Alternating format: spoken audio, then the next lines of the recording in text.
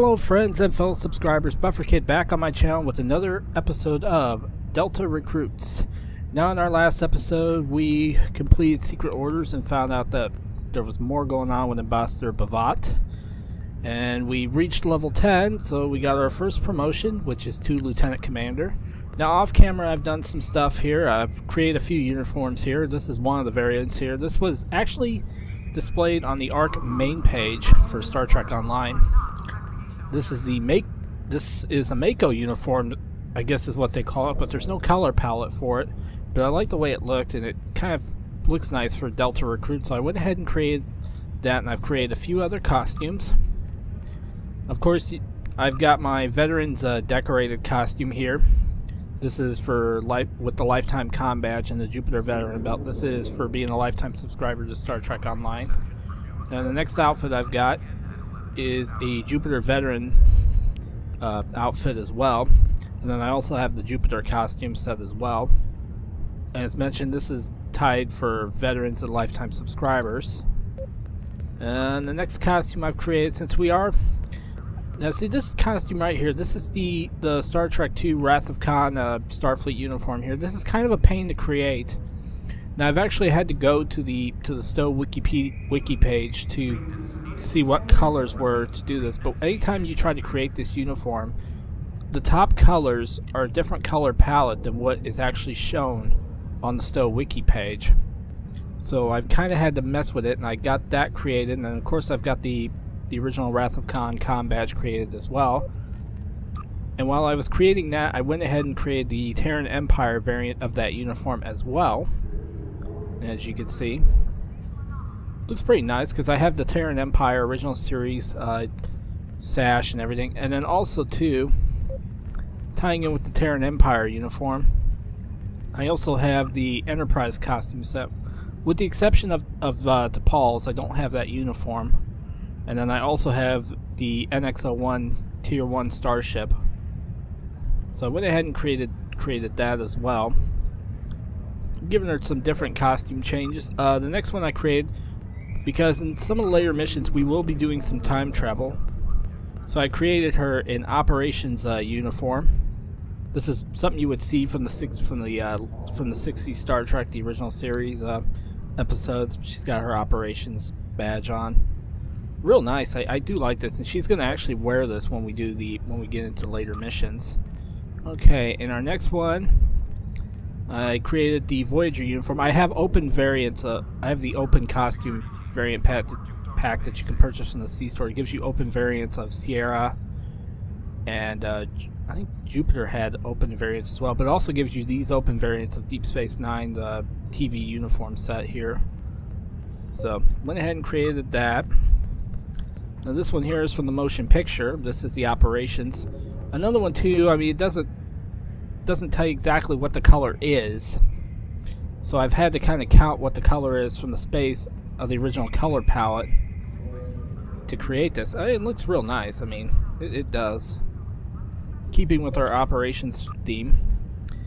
And then I've got this one. This one's gonna tie in because in a later mission we're gonna get a couple additional costume pieces that's gonna fit this uniform real well. So I went ahead and got this created. And then finally, this was the first costume I ever got. When you first started playing Star Trek Online, and plus when you log in, you create your character. Your character's wearing this uniform. It's called Sierra 1, but this is the open collar variant of the Sierra 1 for the females. So I went ahead and created that. Made it look real nice and gave her a size. In fact, there's somebody right here, the Delta Recruit right there. He's actually got the same uniform on. But yeah, this was one of the first costumes I ever wore, and I wore for my bridge officers when I first started playing Star Trek Online. Okay, so let's go ahead and we'll get back into our standard Odyssey Starfleet uniform here, and let's go speak to Admiral Jarrell Quinn and get our promotion.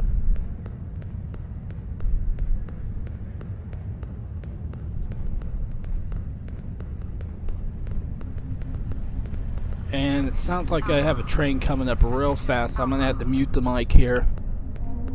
Yep, sounds like Amtrak. I'm going to have to mute the mic.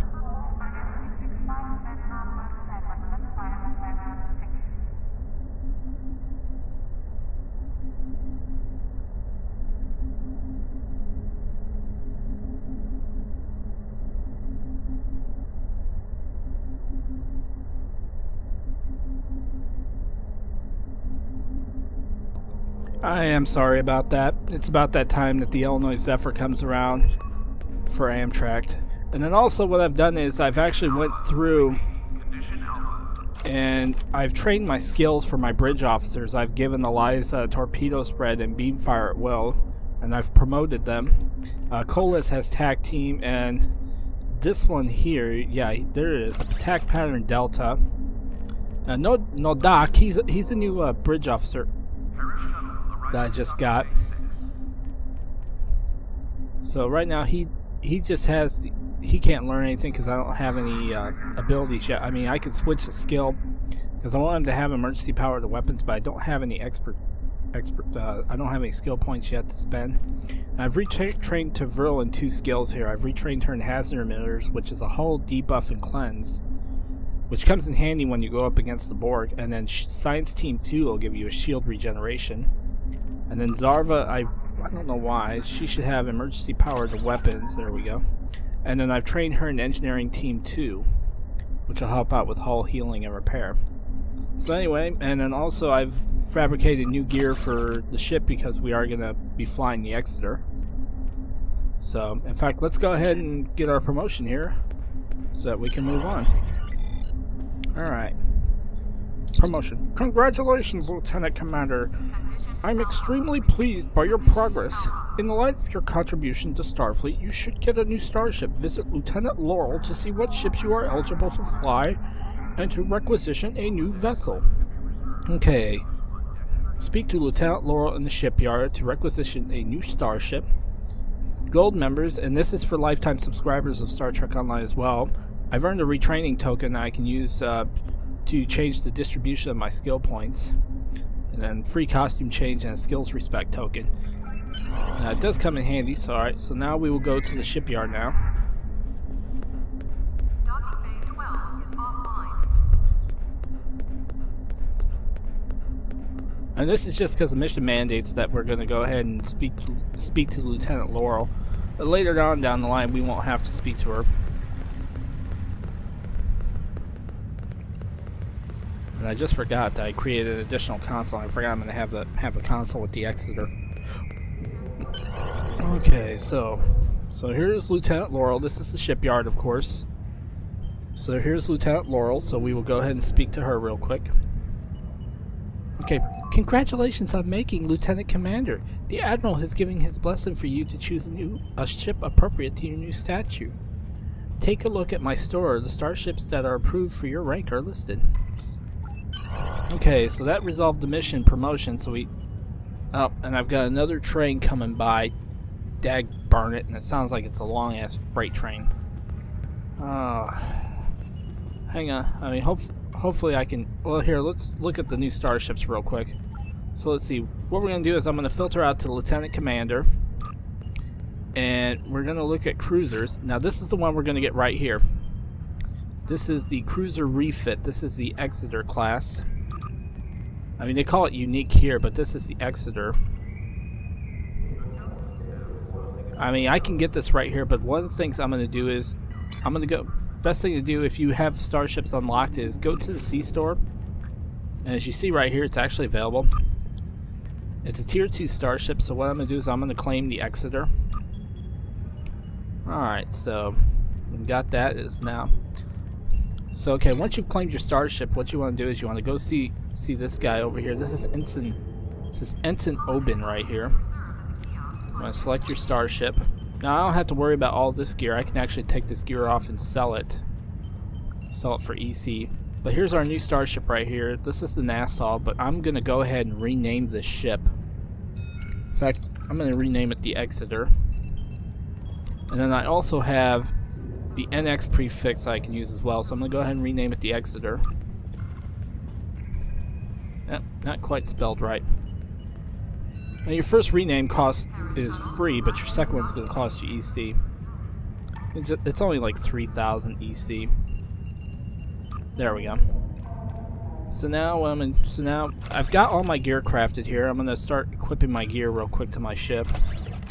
And this is the console I was talking about. This is the ionized gas sensor. This is an Epic Universal console, and this is universal to any starship. So it could be put on a cruiser, a science vessel, escort. And what this is going to do, this is going to upgrade a torpedo attack to a homing torpedo, and it'll expose cloaked ships. I forgot that I had this console, that I was going to get this, and I created an additional console for science, but that was my fault. So okay, so I'm going to go ahead and let's get my quantum torpedoes all equipped. Got my new phaser relay here. Let's see, this is these are one of the consoles I crafted here. This is the particle generator. It helps improve exotic damage, but we don't really have to worry about that right now. And then this next one here is a field generator, which is going to increase my maximum shield capacity. So I'm going to go ahead and equip this. Now let's I got my new covariant shield here that I crafted. This has capacity, heal, and plus plasma damage resistance. And of course, I definitely always want to keep my my enhanced plasma manifold as well. This is similar to a red matter capacitor, which is a very epic. It's actually one of the most sought after items in Star Trek Online. It's usually now it's obtained through the live stream, through the Star Trek Online live stream that they have. Sometimes they'll give it out as prizes, and I've actually got it on my main character. But how you used to obtain it was you had to buy the collector's edition of Star Trek Online and hope that if you do buy one and you find a copy and you buy one, that the code has not been used, because a lot of people will take the codes, they will use those codes and claim the item and claim the red matter capacitor, and then they will sell the collector's edition on eBay. Okay, so we got that ready. So now we will make the Exeter our primary starship. And now I'm going to take all my stuff off of Lampastus here, and I'm going to discharge this starship as well.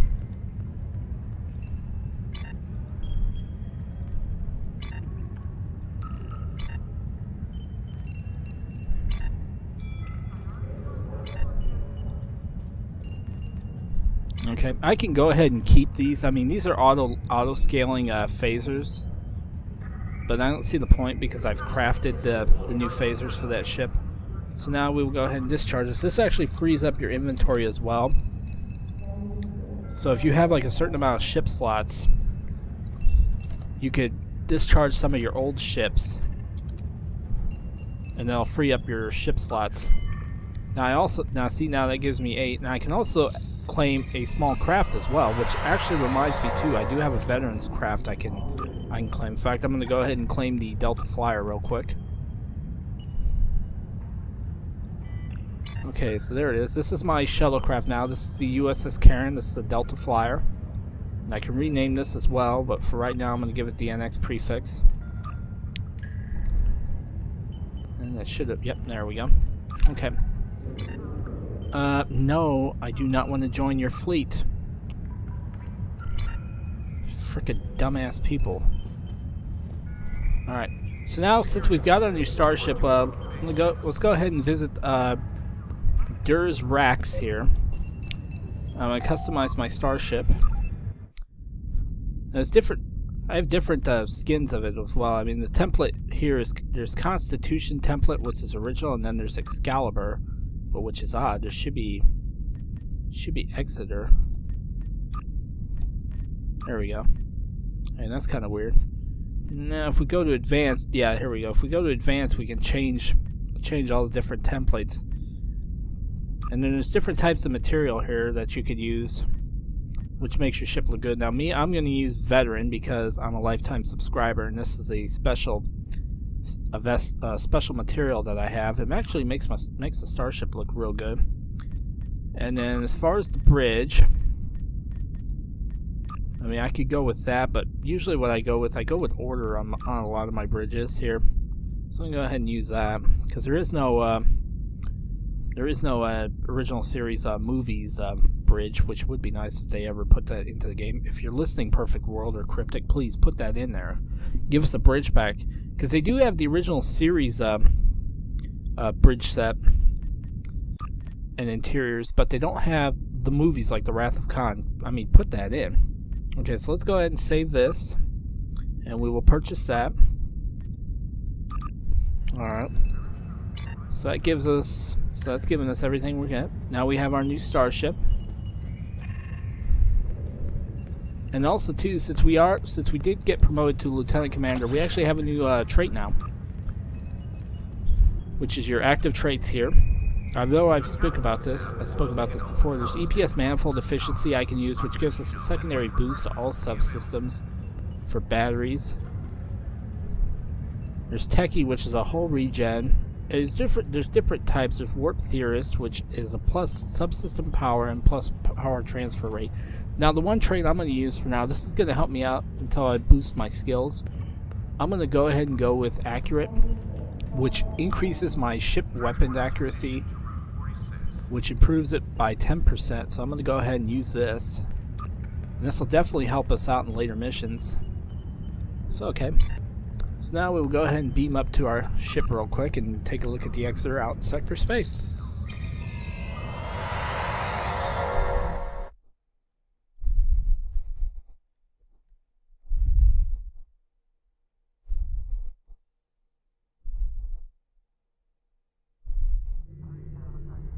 Okay, so here's our new Starship. This is the USS Exeter right here. And I'm going to set all my weapons to auto fire.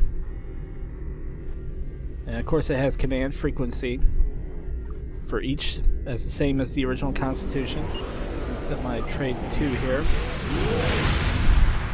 Now I'm going to set up my bridge officer stations. Now since I've retrained a lot of their skills here, I'm going to put, yep, definitely want Zarva there. And no Doc actually will come in handy now because he's a new officer, so there we go. Alright, so now let's set up my loadout tray. And this is the action key here that you would use, or the action button for the emission seeking torpedo. And that, like I said, that's gonna definitely come in handy. Okay, so we're gonna set up, everything's set up here.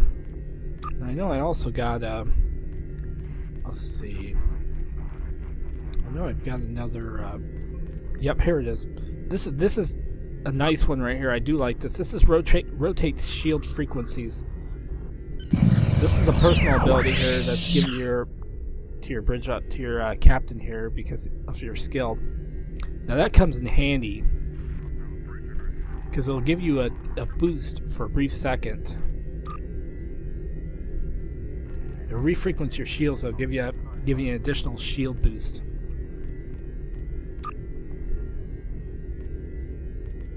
Okay, so let's see. Put call trade freighter here.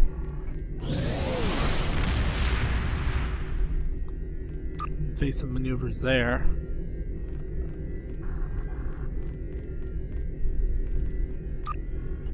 Okay, put torpedo spread there. That's some maneuvers there.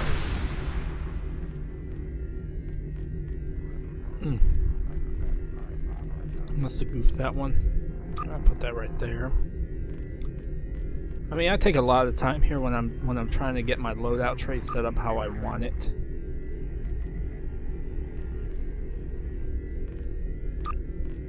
Now this one here, emergency power to shields. This is no DAC, but when I get some more skill points, I'm going to switch that, and I'm going to retrain him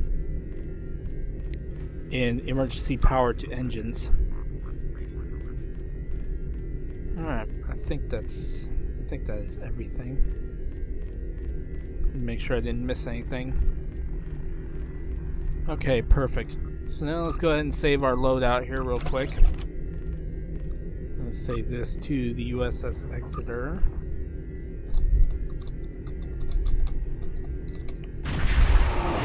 Yep, my typing looks better. Alright. So there, I got my loadout tray all set up, and my stats are not too bad, especially for a lieutenant commander ship. Yep. So anyway, guys, this is getting the Exeter. This is our promotion to lieutenant commander. Now, when we return, our next mission in our Delta Recruit storyline will be Task Force Hippocrates. So thanks for watching, guys, and this is Bufferkid saying be cool and see you, and please stay tuned for the next episode of Star Trek Online Delta Recruits.